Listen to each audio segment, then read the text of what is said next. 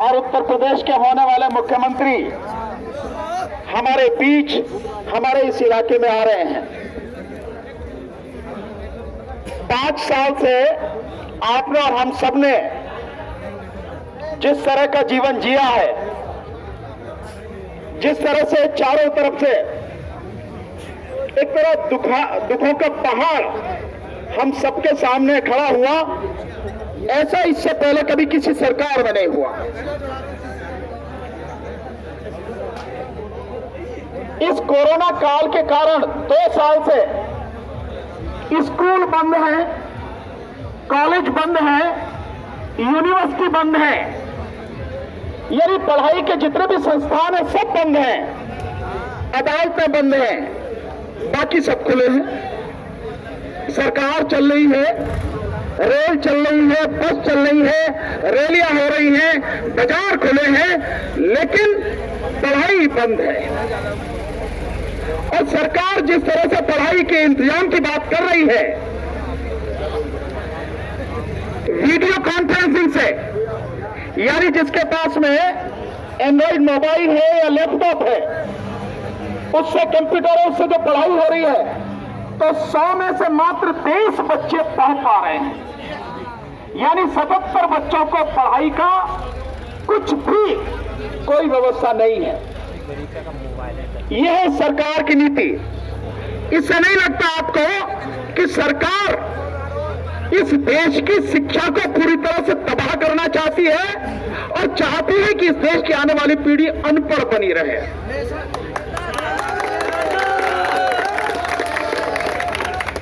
क्यों चाहती है वो अनपढ़ बनी रहे?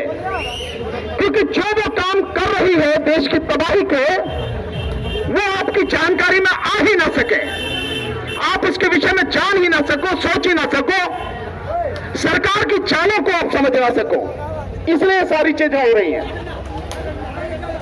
केवल यही नहीं साथियों, इस देश ने ऐसा नजारा दुनिया में भी कभी नहीं देखा होगा कि जिस समय अस्पताल में व्यक्ति जा रहा है और लोगों के मन में यह डर है कि यह अस्पताल चला गया तो जिंदा नहीं आवेगा। कोरोना काल में सबने यही देखा। और गंगा में बहती हुई लाशें भी सबने देखी होंगी, जिन्हें चील, कौवे और गिद्ध खा रहे थे। ऐसे भारत का निर्माण करना चाहती है बीजेपी।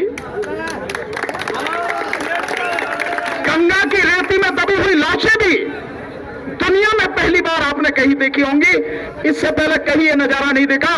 4000 से 5000 लाशें तो अकेले इलाहाबाद में दफन थी, और उन लाशों की पता न लगे इसलिए उनसे कफन भी नोच लिया। यह भारतीय जनता पार्टी की, योगी की सरकार ने किया।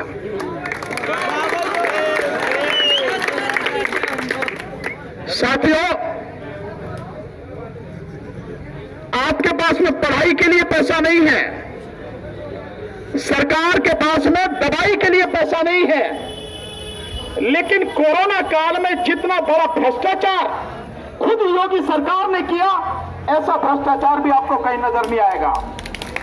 आपने देखा साथियों, मास्क में घोटाला। मास्क लगाते हो आप, 5 रुपए का आता है वो, अगर इसे बल्क में लेते तो 2 रुपए का ही मुश्किल से पड़ता है। मास्क में घोटाला, थर्मामीटर में घोटाला, जो पल्स मीटर है उसमें घोटाला, वेंटिलेटर में घोटाला, हर चीज में घोटाला। और अपने आप को योगी बनते हैं, सन्यासी का चोला पहनते हैं और कहते हैं कि ईमानदार सरकार। अरे इस धरती पर इससे बेईमान सरकार और झूठी सरकार आई नहीं।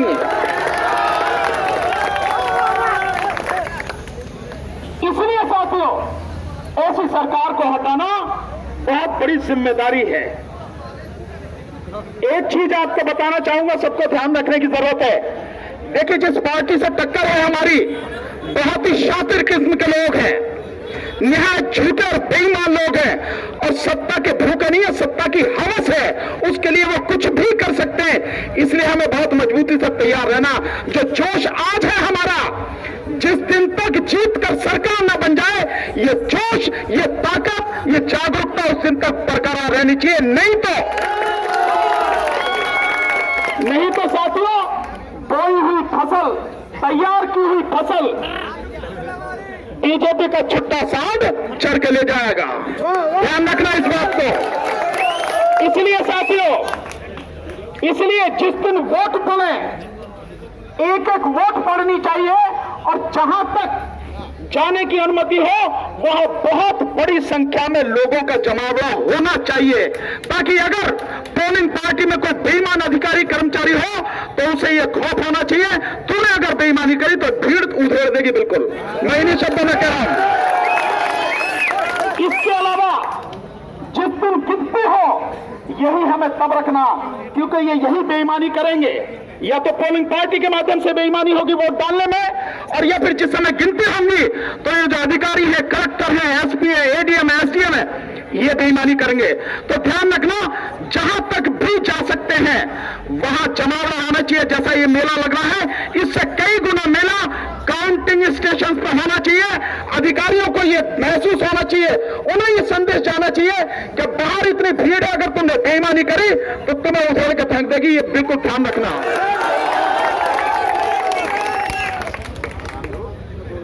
इसलिए मेरा आपसे कहना है, बहुत जागरूक रहना साथियों। हमें बहुत बंटवाया गया, बहुत बांटा गया है, जाति के नाम पे, धर्म के नाम पे, इस नाम पे, उस नाम पे।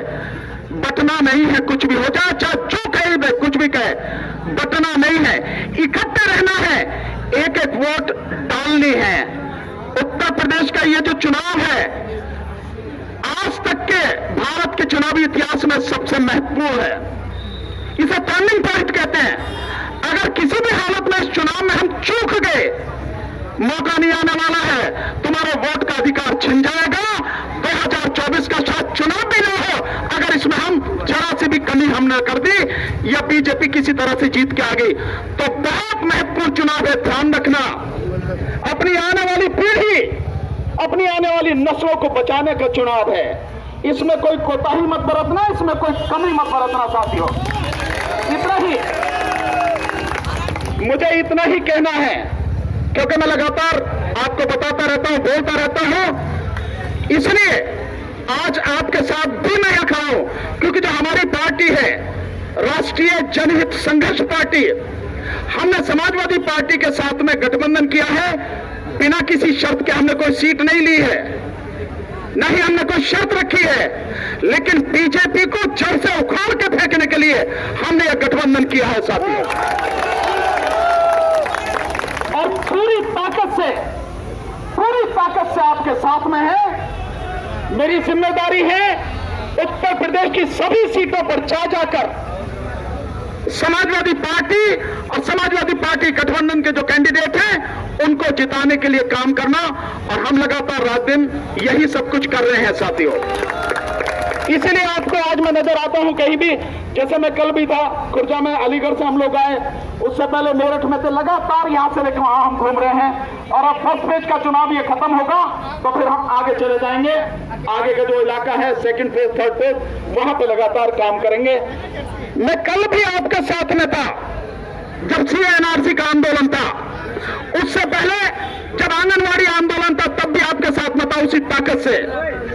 उसके बाद में EVM के खिलाफ में आवाज उठाई, उसके बाद में किसान आंदोलन में पहले दिन से आखिरी दिन तक आपके साथ रहा, और आज भी, और इससे आगे जब तक बीजेपी को जड़ से उखाड़ के नहीं फेंक देंगे केंद्र से भी, तब तक आपके साथ में रहेंगे। बहुत बहुत शुक्रिया। और एक चीज, डरना नहीं है किसी से भी, किसी की इतनी औकात नहीं है। और मैं कह रहा हूं, बीजेपी में योगी हो, मोदी हो, किसी के गुर्दे में इतना दम नहीं है तुम्हारा बाल भी बाका कर सके, मजबूती के साथ चले रहना। मैं आपके साथ हूं।